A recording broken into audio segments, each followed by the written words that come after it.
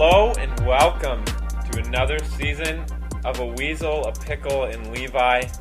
We are excited to offer another summer of content to our listeners. Due to high demand, we've decided to come back because we give the people what they love. We're happy to be broadcasting today live in studio from where it all started, the tunnels of Dordt University. It's nice down here. It smells like fish. There's rats crawling on Parks's feet, and there's spiders crawling out of Nathan's ears. It's a beautiful, beautiful afternoon in the tunnels of Dordt University. Boys, how are you feeling to be back at it again, back on the podcasting horse, as it were? Oh, Beautiful start, Parks. Thank you. Feels really good. A little damp down here, but yeah, boy, your audio is pretty bad too. My computer got sopping wet. I dropped it it's a acid. We keep acid down here. That seems safe. How is the nearly married man? Is he excited to podcast? I am so happy to be here right now. Nathan, if you had to choose between getting married and doing a podcast with Parks and I, which one would you pick?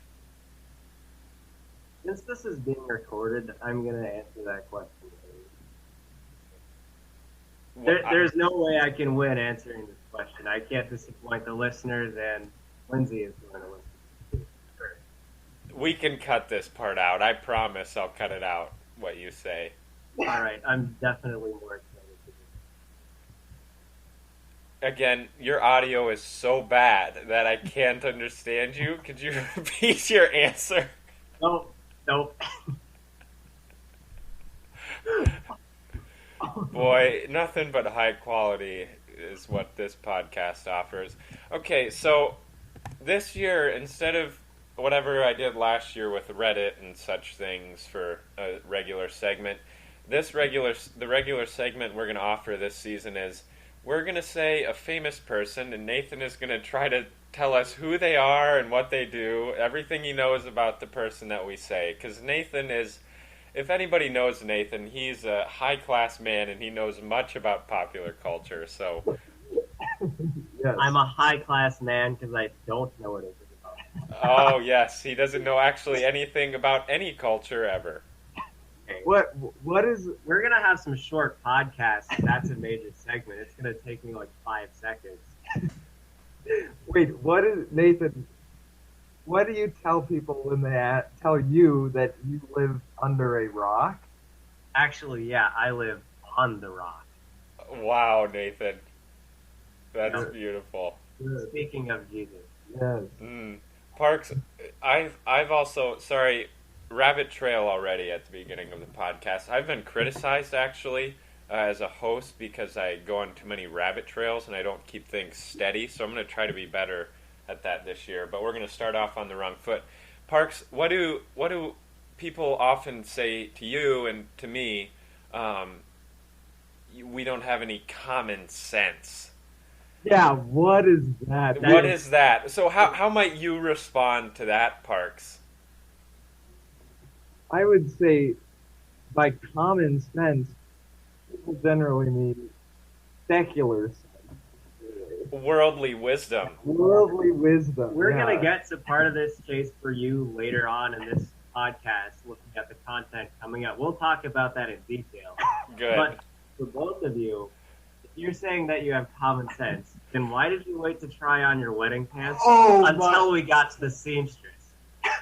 I don't want to talk about those stupid pants, okay? Yeah, we're not... You tell my mom that you have common sense and see what she says. I'm not saying that I have common sense. What I'm saying is people want me to have common sense, but I'm like, I don't want common sense because that's worldly wisdom. I want to be heavenly minded. Good answer. I take it as a compliment. Yes. Good. Okay, Nathan, the famous person. I hope you've heard the name before. Tom Cruise.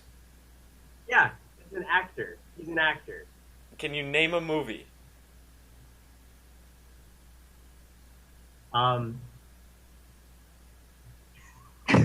Oh my word.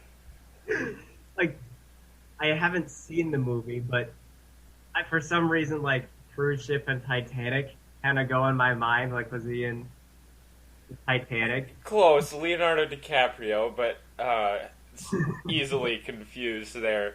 Both white men with nice hair. Okay, well, was he in what's the one where the person buys a house next to, or buys a mansion next to the house he likes, and he holds up the glass and That is also Leonardo DiCaprio in The Great Gatsby. oh, the Great Gat. Okay.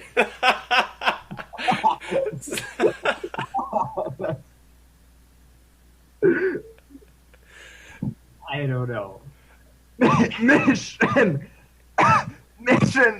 Impossible. Wow, Parks, the audio, just incredible.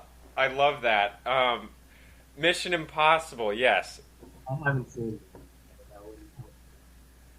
Nathan, can you describe any physical features of Tom Cruise? What age he is? Because I can't even do that for anyone. Oh, like age? Yeah. 50. That's pretty close. He's like 60, I think. Okay. That's good. Yeah. He's in the Church of Scientology. That's weird. Yeah, it's weird. But he's like 60 years old and he looks the same as he did when he was 20, so something must be working. Parks, we'll sign you up. Maybe we can do a little reversal of the aging process on you. Wonderful. Oh, that's good. All right, I like this segment. It helped us learn that Nathan thinks Leonardo DiCaprio and Tom Cruise are the same person. Yes. I can't even. Can I quick Google a picture of him? And see Please do. Parks, can you give me a favorite Tom Cruise movie of yours? I don't think, for me, I don't think Mission Impossible Fallout can be beat. That's a good one. I love that so much. Nathan, have you found a picture yet? Is it him? Yes, that's it. Do you recognize him at all? No. Oh my word. I'm actually serious. I do not. I guess you have to like. Nathan, you live under a rock. Yeah. I live on the rock. Good. Beautiful. Wow. I guess you have to like. I mean, this. I have nothing against Tom Cruise because I don't know anything about him. Sure. That's good. He makes a lot of action films. Okay. See, a lot of famous people, I actually just don't like them. Whatever I do know about them, so I'm not going to have anything positive to say about Well, them. that's good. That'll make the segment good. Positivity doesn't sell, boys. We want criticism and gossip on this show. Why A do lot we of have slander. Parks on the on the podcast? Oh, It's so that we don't get struck down with lightning. yeah. That's good. Okay, That was fun. I like that. I do too. I think this will be a listener favorite topic that we have recurring every week. Okay, all right. Next topic here. So we each have to pick a word to describe the other two members of the podcast here. Do we want Not this not to be- collectively. So like I'll have a word for Parks and Nathan, and then Nathan will have a word for Parks and I. So on. Right. Do we want it to be mean-spirited or mushy or? Whatever Oh. comes to mind.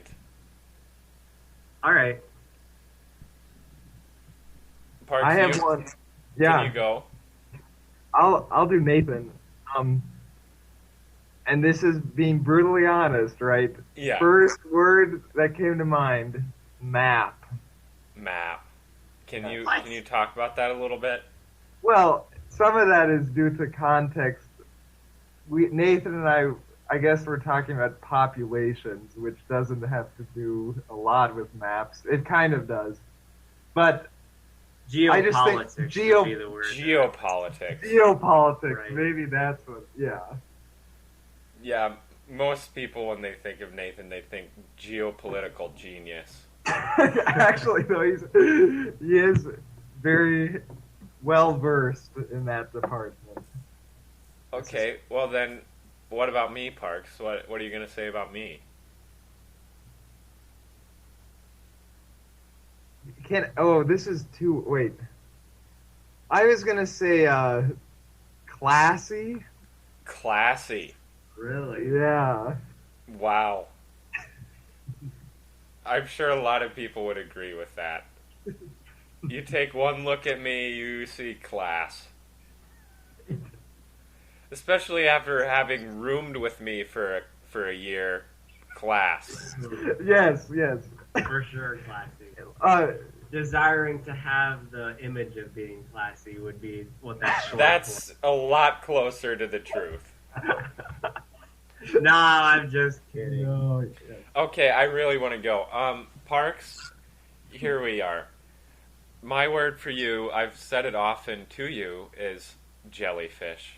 That's good. That's a good one. Parks is he's a vertebrate because he's a human being, but his personality resembles that of an invertebrate, being that he has no spine. He folds under any type of pressure. Parks is the type of person that if you're with him and you're doing anything remotely that against the rules and somebody even looks at you wrong, you turn the other way, he's gone. I'm out of there, yeah. Do you remember when we were playing a symphony really loud? Someone knocked on the door and he ran. I do remember that. We were in our apartment, we were listening to a loud symphony, like classy men do, and somebody knocked, and Parks went to the other room because he couldn't be caught getting in trouble. My mom, I think you've talked about, like, spineless jellyfish joke stuff in front of her. She thinks it's funny, actually. She likes, Good. I'm Yeah. happy that she does. Yeah, it's funny. Nathan, for you, I would say, pretty fittingly, a weasel. So Yeah. basically, my words for you are animals, because that's how I think, in animalistic terms. Nathan, Wow, you're a that's weasel. my Just words. weasel gives me a picture of just when I think of you, I think of this smirk on your face whenever you do something to annoy me, and nothing in this life gives me more rage than thinking and seeing that face. That's good. That makes me happy. That's I really prefer funny. to think of it as very cunning. Cunning. Cunning, yeah. Mm. Beautiful. Yes. That is the 10th fruit of the Spirit, cunning. I'm pretty sure it is, yeah. Jesus did tell us to be as wise as serpents and as innocent as doves, so. Well, hey. There we go. Mm-hmm. I think of my weaselness as a way to help people practice the fruit of the Spirit of self-control and patience, Gentleness. gentleness. Yes. I have truly learned to be gentle with you, buddy. That's good.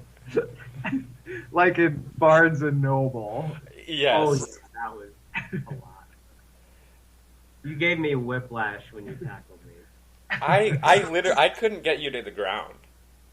No, but my head flew backwards when you That's a grabbed great. For any of our listeners, just hit me up on Snapchat and I'll send you a video of Nathan and I wrestling in Barnes and Noble. And then we had to stop because there is a small child A behind. small child coming out of the restroom, so that.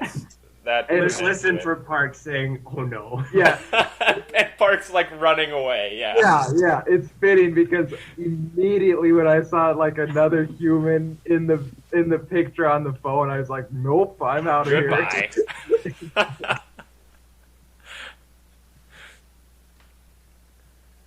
Okay, Nathan.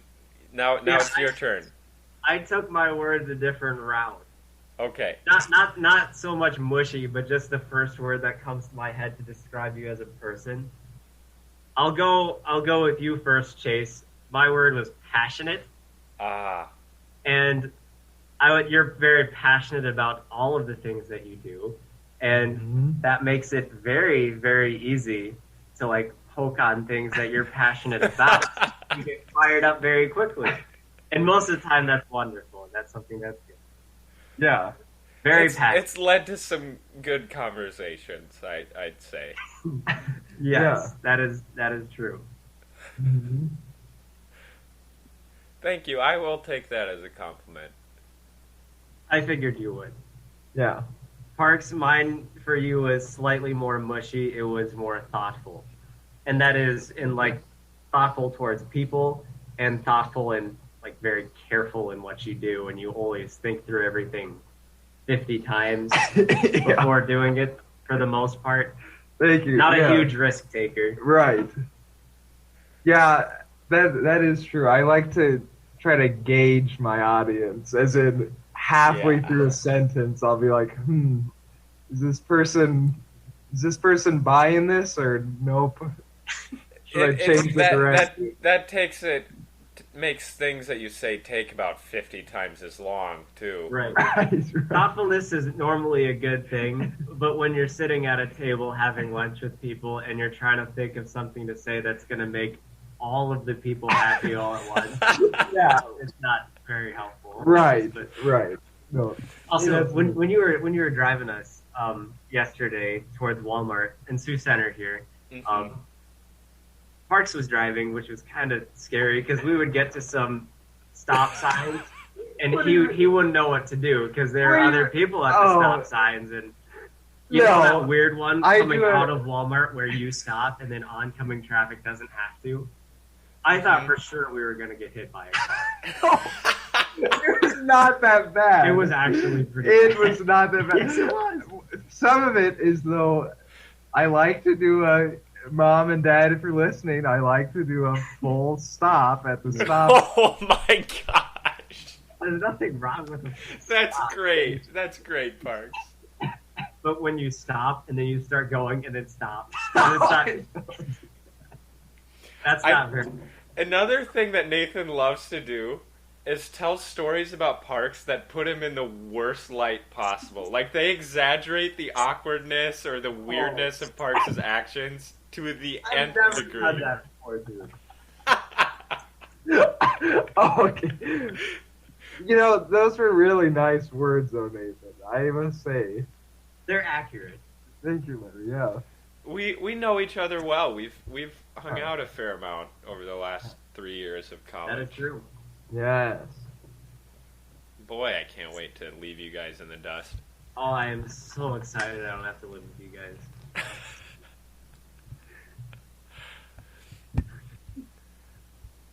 Oh, I'm looking here, boys, and our next segment is alcohol. Sweet. We're all 21. It's a very sensitive topic for Parks. This is going to be hard for Parks. I'm going to take a quick breather here. I'll come back. You'll have to leave the room. You don't want to be associated with this kind of scoundrel topic, huh, buddy? No.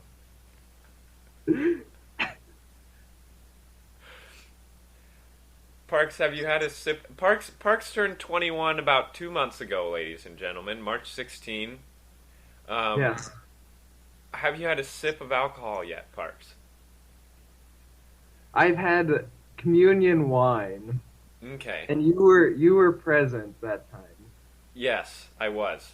That was before you were 21. That was before I was 21. 21. And right. you had the option of drinking juice. He did, but he didn't know it. I did not know it. Right. I don't know if I buy it, actually. I do buy it because I was there. Thank you, Chase. Yes. Parks, can you tell our audience what you would call yourself in regards to alcohol? Oh, I would call myself a teetotaler. That was very articulate. It was very articulate. Although I did on my 21st birthday, I had a ginger beer. How much alcohol was in that? None. I think it says on the bottle like less than 0.5% or something. Oh, really? No, that I'm conflating that with non-alcoholic like beer. Oh, Never mind. oh, Sorry. Okay. Oh, that you had me scared for a second. I there. bet, Yeah. you don't want to be associated with that type of people who drinks alcohol, right? No, I don't judge you guys or anything, or anyone who drinks. That's their decision. That's fine. Would you judge someone who practices drunkenness? Is there a difference in your mind between drunkenness and drinking? Yes. Oh, okay. yes. Good. Yeah. I knew that, but just so you could say that. Oh, sure. Yes. Nathan, can you detail your alcohol history? What have you tried and what do you like?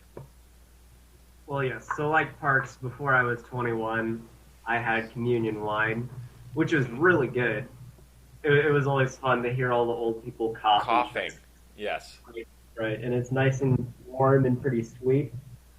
I turned 21 July 16. Yeah, all our birthdays are 2 months apart on the 16th. July 16, 2020.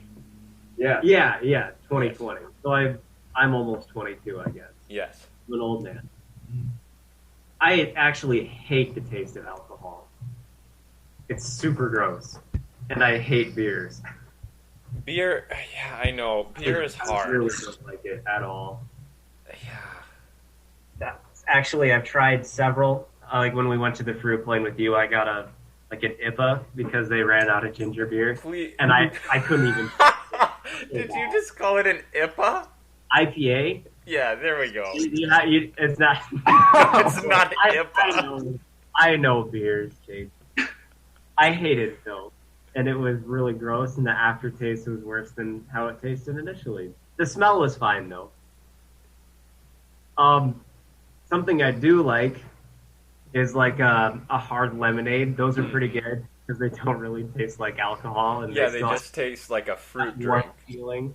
Yep. Do you know what I mean by that warmness? Not like a buzz. Yeah. Yes. Yeah, I get what you mean. As you swallow it and stuff. Mm-hmm. Yep. So the lower the alcohol content, the better, I would say. No. Okay. Yeah. That. Yes. How about you? Good Chase? segue. Here we go. My first drink was a Blue Moon with a nice orange peel in it that my dad gave to me. He bought me a 6-pack of Blue Moon. It was okay. It was nothing great.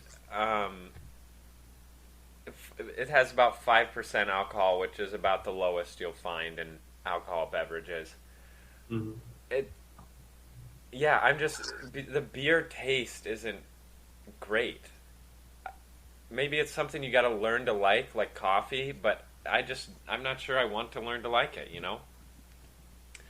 Yep. But then later that night I had, with my pastor, I had this beer with some honey in it. It was brewed with like honey or something. That was better. But then we played chess and smoked a cigar together, and he pulled out the scotch. That's got I think it was maybe 80 or 70 proof, so it had 35 to 40% alcohol in it. So then you have very small amount of it, but you just sip it and you let it rest in your mouth and it kind of burns a little bit. That was really enjoyable. I would encourage anybody of age to give that a shot at least one time. Not a shot, but try it. Give it a shot. Chase, Todd gave me one of those little shot glasses with some whiskey in it. I don't know. Is that the same thing as scotch? Scotch is a type of whiskey. It's a Scottish whiskey. Okay, well, some type of whiskey. I drank it because he said it would help with my cough. Oh. It was in my mouth for about 1 second, and then it was all over the thing. It was so disgusting. I didn't even want to swallow it. I like it a lot. I don't know what it is. So, have you had a hard lemonade or anything like that? No, I haven't done that yet. Yeah, you've been 21 for all of 7 days. Yeah, it's been 7 days. Right. So I had an alcoholic beverage every night last week except one night, so You probably had as much as I've had. probably. Well, because I drank. So then my mom got me a bottle of wine, and I drank that last week, and that was really good. I like that. Yeah. Hopefully not. And if that makes me, no, not the whole bottle in one sitting. That's good. Everything in moderation. Right. And then Parks and I will be on your case, Chase. What? We'll be on your case. We'll help guard you. I think my fiance will do that as well. I am sure that is true. Yes. Yep. Okay, I think we did that topic thorough enough. Was that fun to say? My fiance. Yeah, I do like saying that. That makes me happy to hear. That's good. Yeah. Yeah.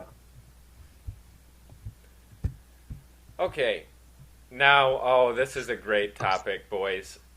Oh, So this past school year, the 2020 to 2021 school year, Nathan and Parks and I had the privilege of all rooming together for the first time. We lived in Southview 406 at Dordt University, and as it would only be appropriate of our friend group, we have some stories to go along with our year of rooming together. Do you guys have any you'd like to mention to start off the conversation? I think we should talk about our respective near-death experiences. Nothing stands out to me though. Really. For you, getting a near-death experience? Or just for our group, Park? Just for our group, I mean, yeah. Yeah. Well, should we tell each other's near-death experiences, or do we tell our own? I would say you can tell it better yourself, and the others have to help fill in what they were doing and how they were involved. Okay, yes. I would like, Nathan, for yours, I would like to Yours start should go. off. Well, mine should maybe go last since it was quite eventful. It was quite the ordeal. But, Sorry, I have to restart my device. What? Oh, it says never mind. It says not now. Grief.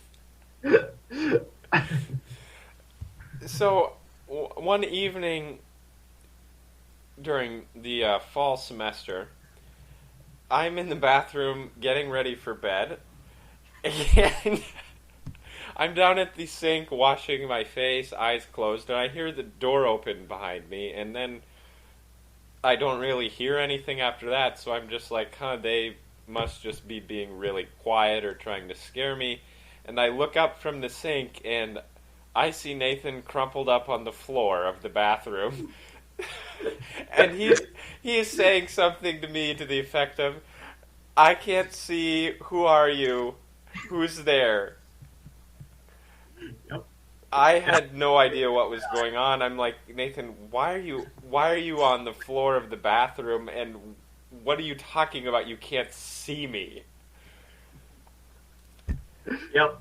I had woken up. I was asleep, and I had woken up with the feeling of just knives in my abdomen, like lower. I forget what side it was, but it was kind of more one side, and then kind of all over.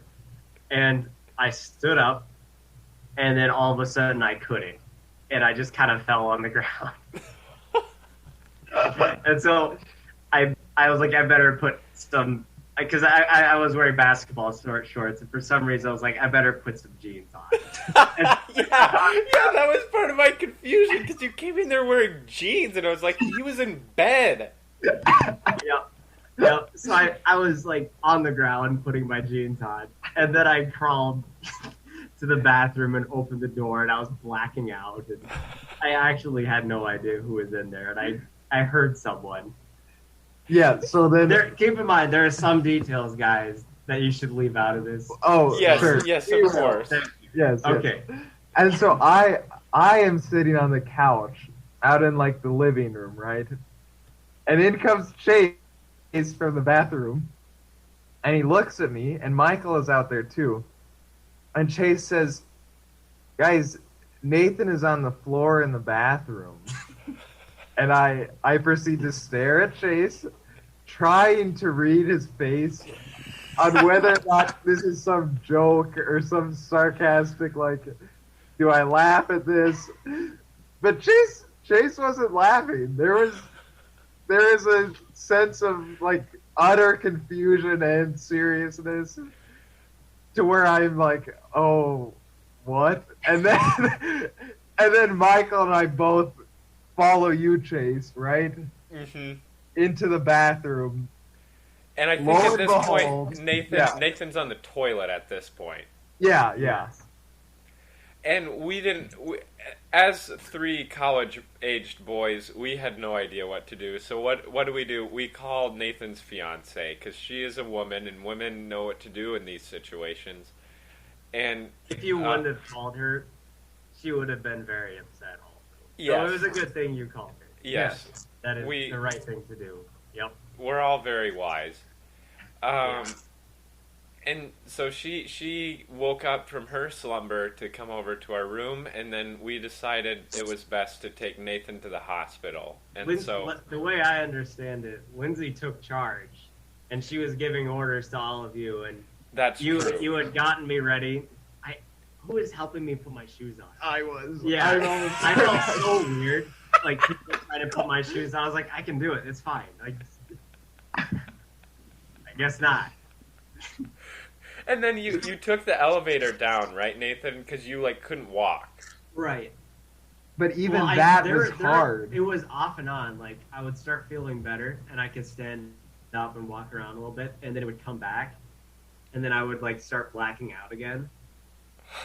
And then Michael and I like were sprinting down the steps with our hands full of blankets for Nathan. Wait, why blankets? I don't know. I think Lindsay had suggested like, hey, it's kind of cold.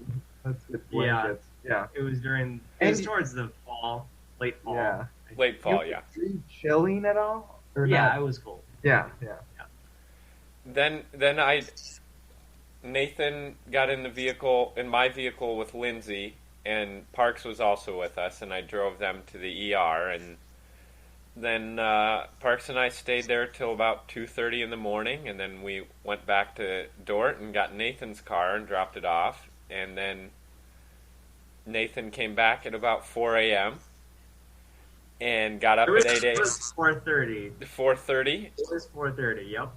And then he got up at 8 a.m. to go to church, whereas Parks and I slept till 11 o'clock and skipped church because it was a traumatic ordeal. But Nathan, the boy who was in the ER 3.5 hours before, went to church.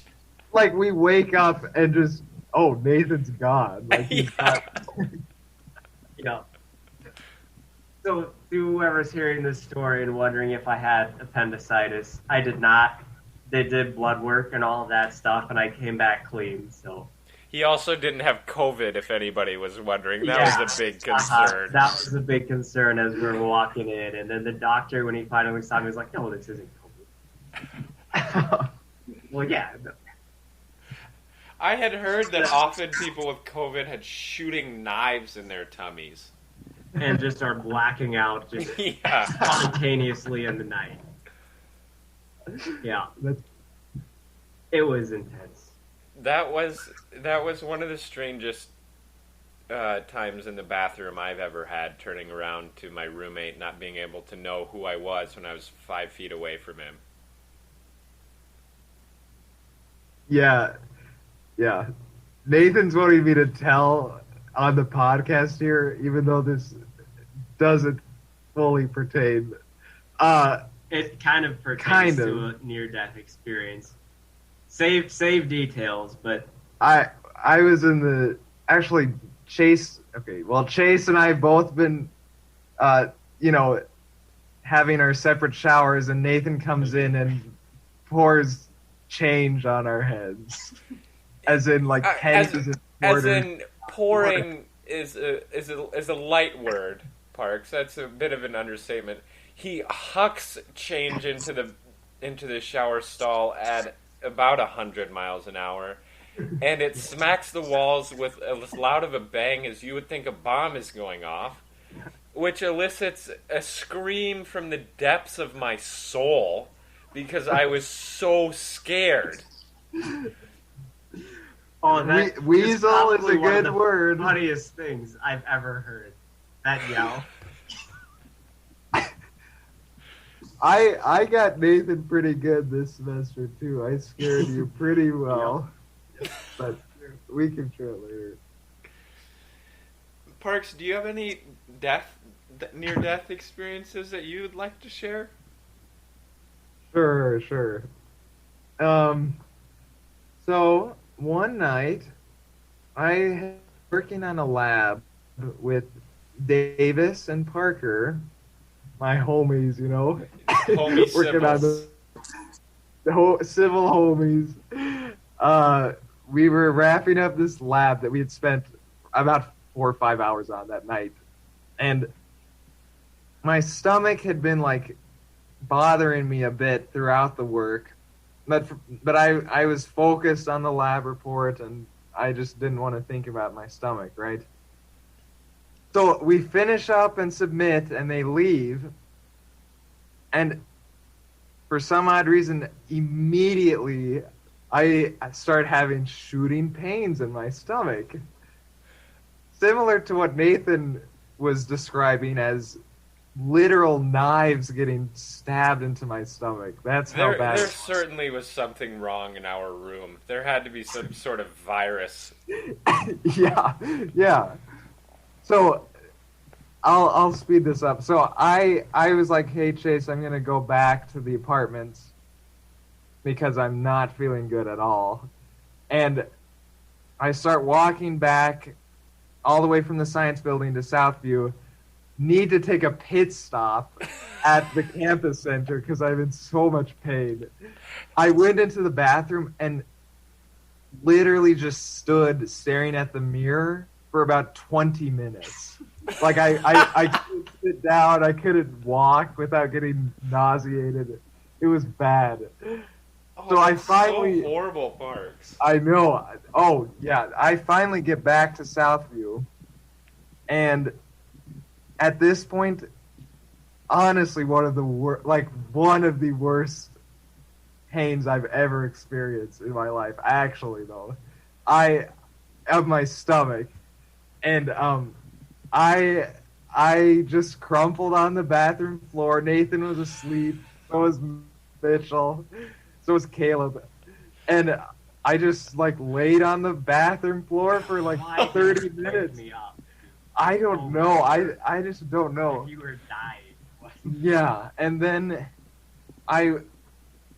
long story short, I was up till 4:50 something, trying to throw up like constantly throughout the night. Oh, I what a couldn't throw horrible up. evening. It was like dry heaves and That's so sad. yeah, worst night of my life maybe. Actually, I came into the room probably an hour or two after you had left the science building, and you weren't on the couch, and I was like, that's strange.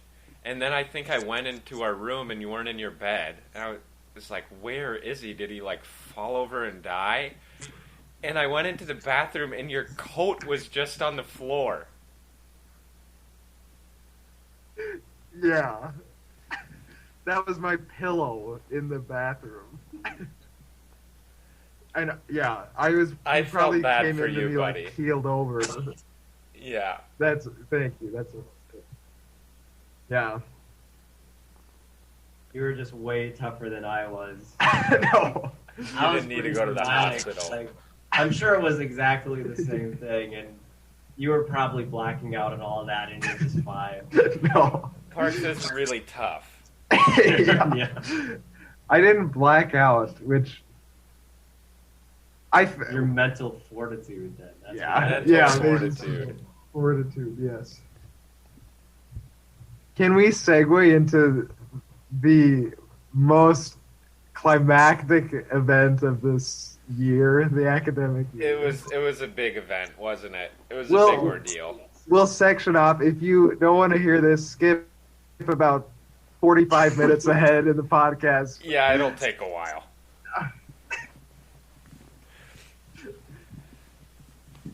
This story, it shows a couple of things. I think chief among them is it shows that I can never again tell Nathan and Parks that they are unloyal friends, because they did the thing that was most loyal, in that they literally picked me out of a ditch at 3 in the morning on the coldest night of the year. What was the temperature? I think the lowest temperature I saw in my vehicle was negative 33. Yeah, that's getting down there. Yeah. Yeah. Wow.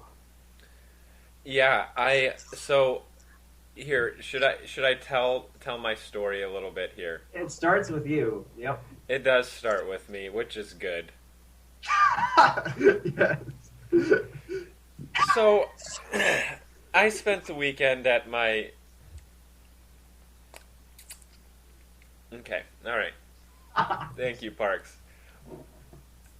I spent the weekend at my then girlfriend's house, now fiance, and we had a day off. We had a Monday off, and so I was going to leave on Monday evening to head back to Dordt, about a 5-hour drive. I'd heard it was going to be pretty cold that night. We got an email from school saying, it's going to be frigidly cold, but we're Dordt, we're going to have school tomorrow anyways. Right. Very good. Yep. And me being a tough man decides, I don't really care if it's cold. I've got a vehicle. I can make it back to school in whatever temperature I need to. So I'm about 2.5 hours into this drive. When did you leave first? I left at 8 o'clock at night. So Yeah. I was planning to get back at about 2 in the morning or so, 1 or 2 in the morning, because I didn't have class till late the next day. Right.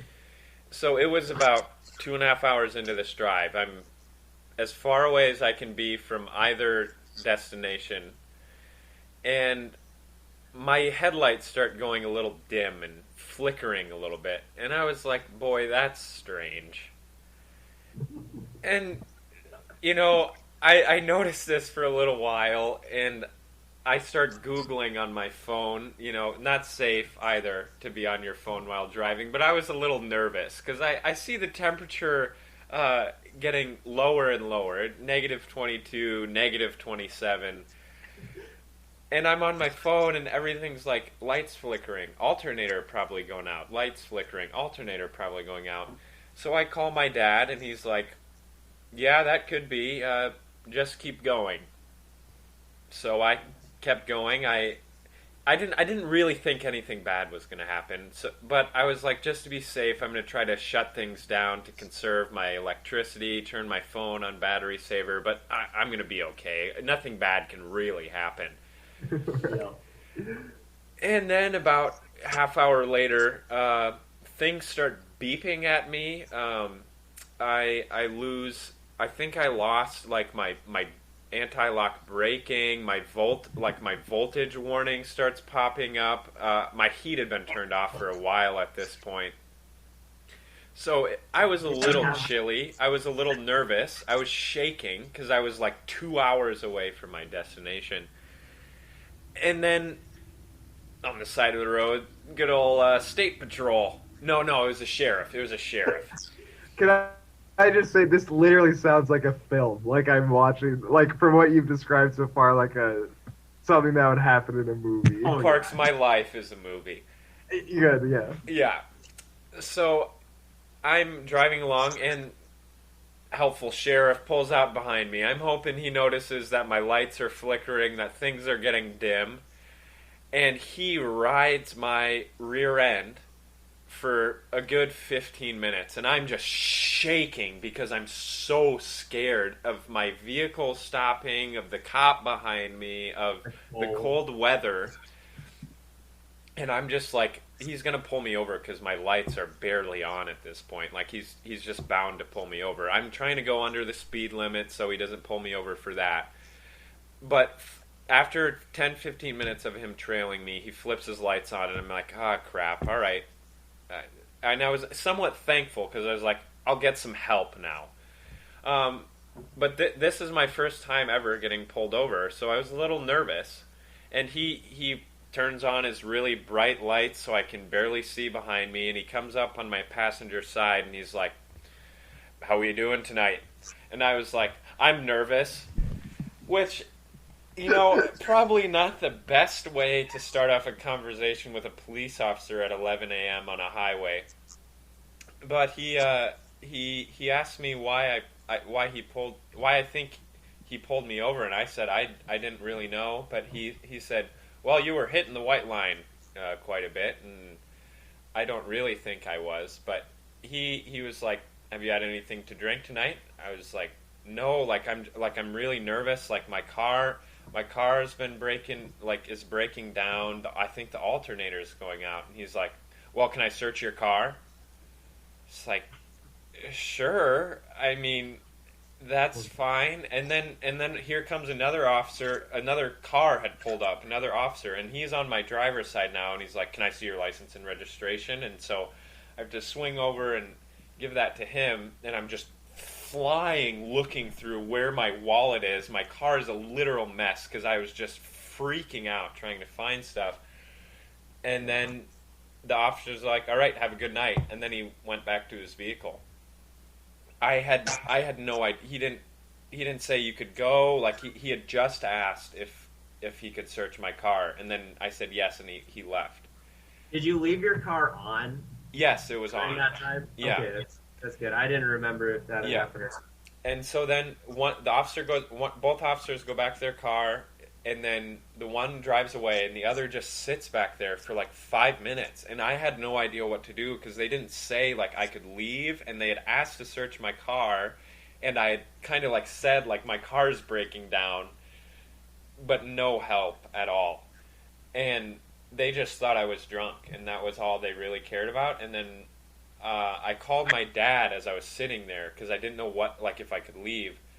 And then finally the other officer goes away, and I'm talking to my dad, and he was just pissed off at me because he was mad that I was driving so late. And I was just like, Dad, like I can't help this.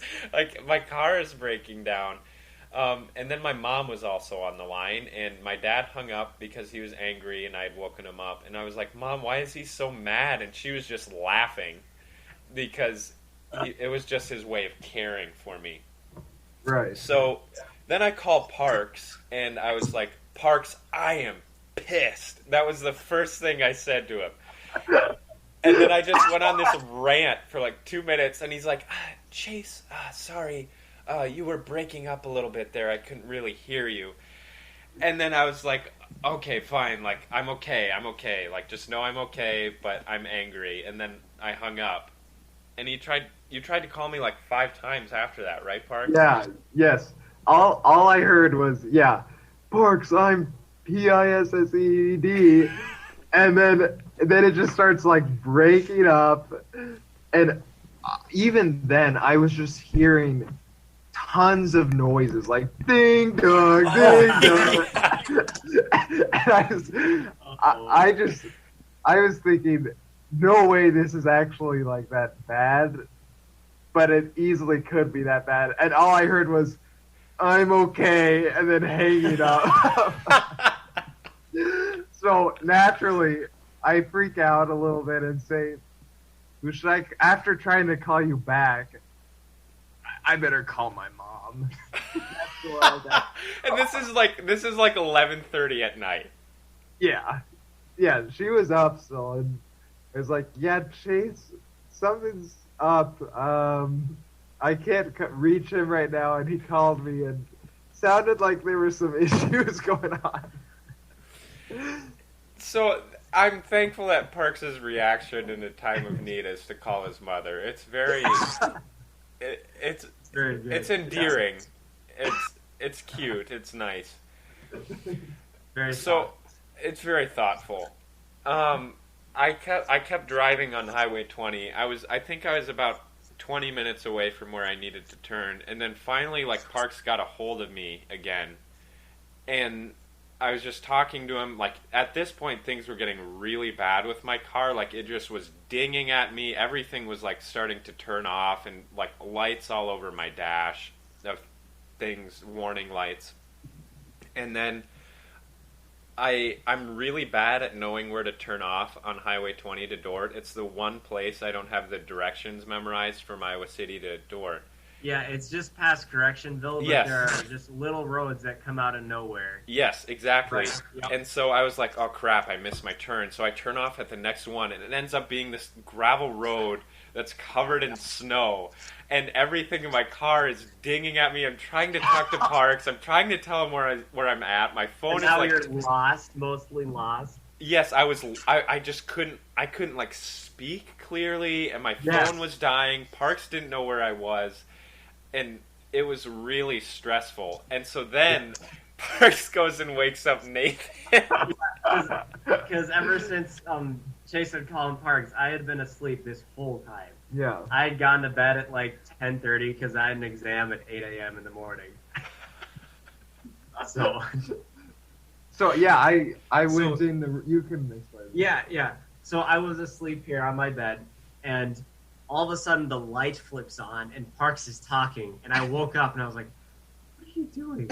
I'm trying to sleep. I was kind of annoyed, and then he's like, "Hey, Chase is in trouble. Chase is stuck," and Parks' face is just like white, and I was like, "Oh no!"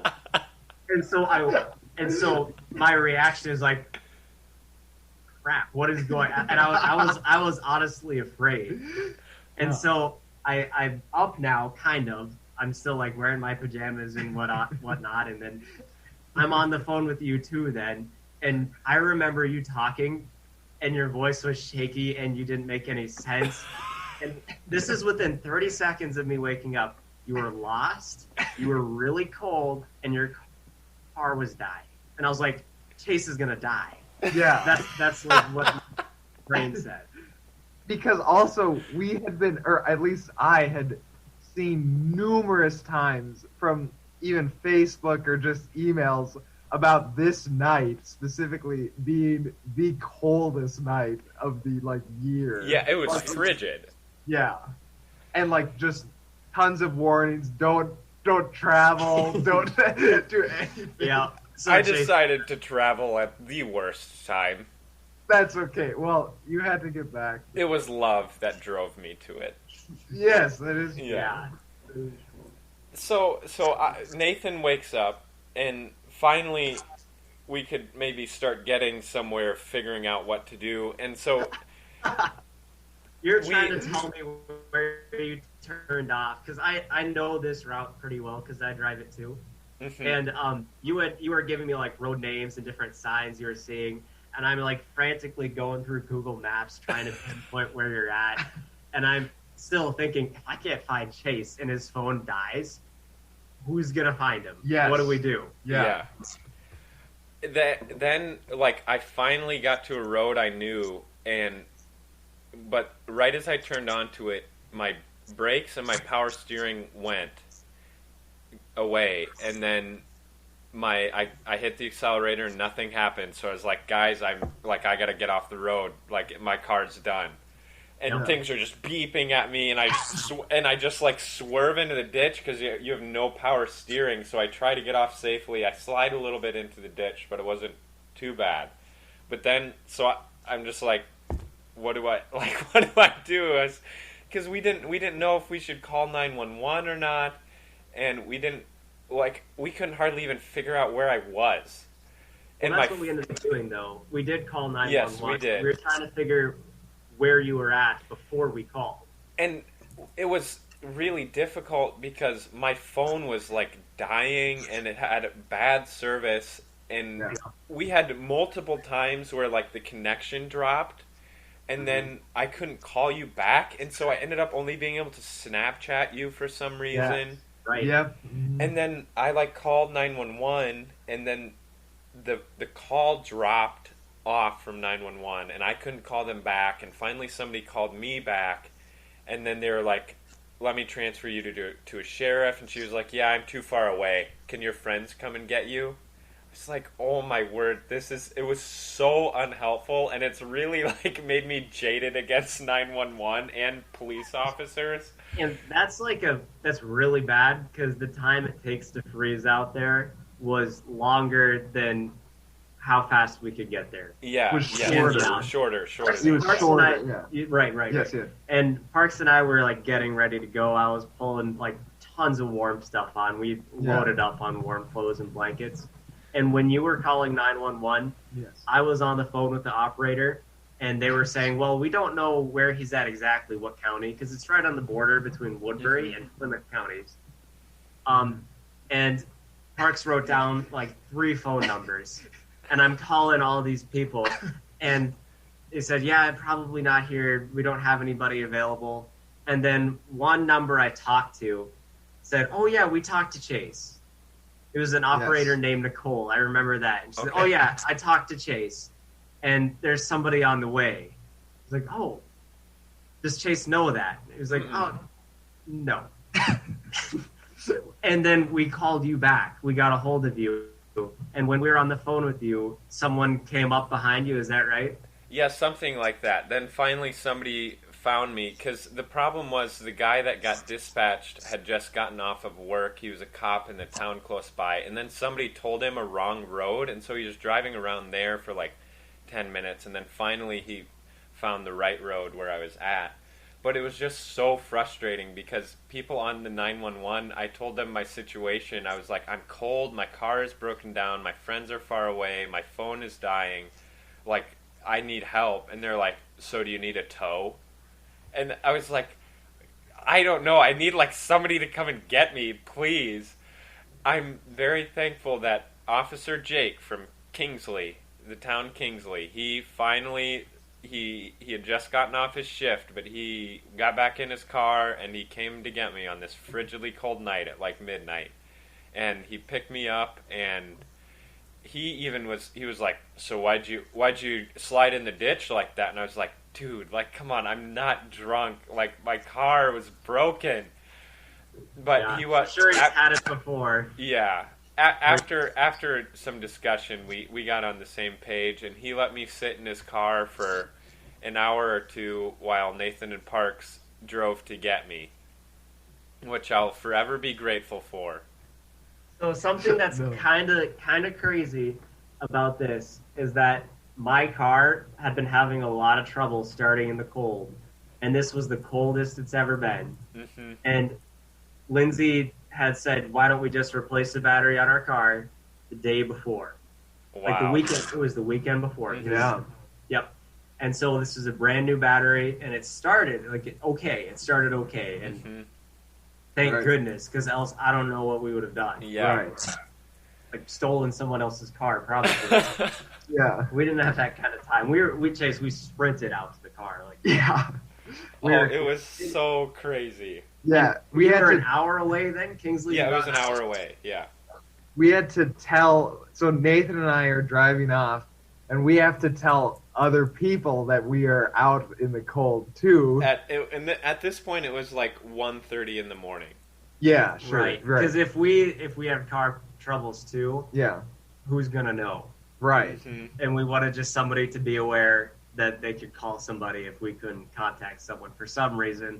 Because Yeah. adrenaline was honestly pretty high at this It was point. really high. Oh, like my notes from like writing numbers and stuff are just, I look back at them and they mean nothing. Like they're just all over the page. I remember you like trying to draw a sketch of the map. Oh, I was like just saying words, and Parks was just writing down whatever I was saying, like trying to understand it, and it made no sense. Yeah, most of that wasn't Parks' fault. Yeah, that's true. Yeah. So we called Dr. Zaidama. Yeah, we called Lindsay's parents. Yeah, and Todd. Todd and Leah, yep. And they're Yep, like, oh, sorry guys. Yeah. Yeah. They said, okay, drive safe. They didn't really know what was going on. They were pretty confused. It was like, don't worry about it too much, but also, yeah, Yep. maybe a little bit. So then you guys got to like Kingsley at like 2:30 in the morning after I'd been hanging out with Officer Jake, chatting it up, talking about church and things like that. Right. Yeah. And then we got back to Dort at like 3:30 in the morning, and Nathan took his exam the next day. I skipped class. Me too, Yeah. I skipped class. Then I had to go get my car out of the ditch with the good buddy. We had to pull it out, and oh boy, an experience in which God showed His faithfulness, and my friends showed their loyalty to me. Yes, there was a lot of prayer in between the phone calls. Yes, we were praying. Yeah.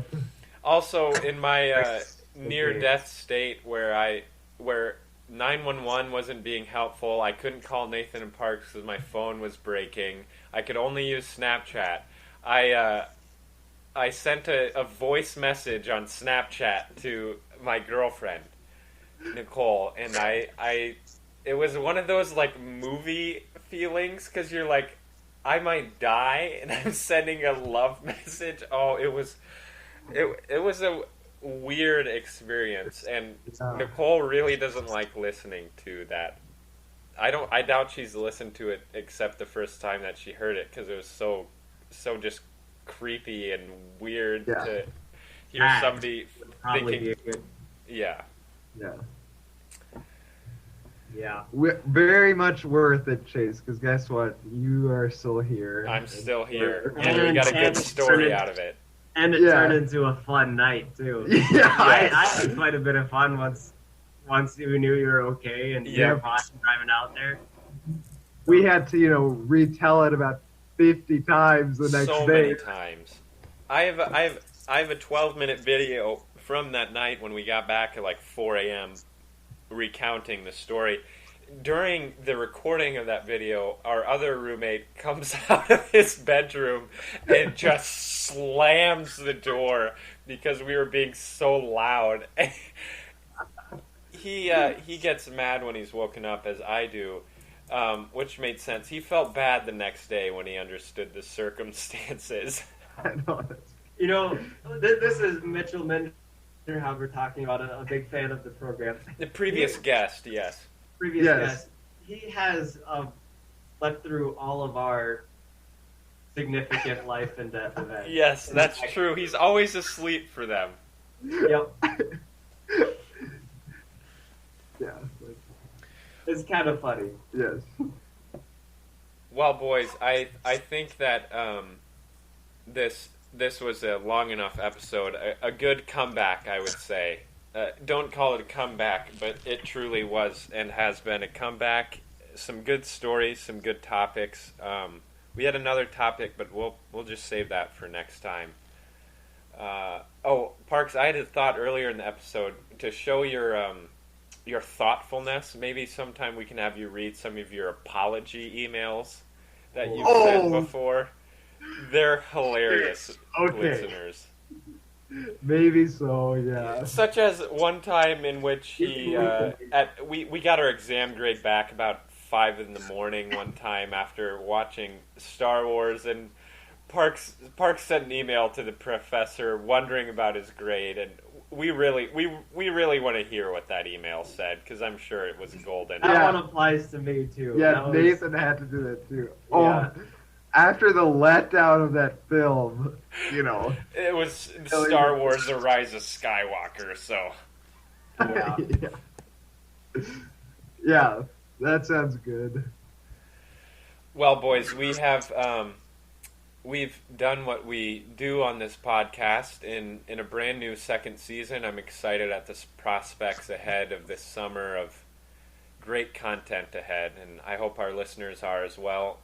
Continue to show us your love to us, listeners. Send us messages. We love hearing kind things. We love monetary donations as well. So, we have crawled into bathrooms. We have stood in front of mirrors, and we have driven in the frigid Arctic weather together. And until next time.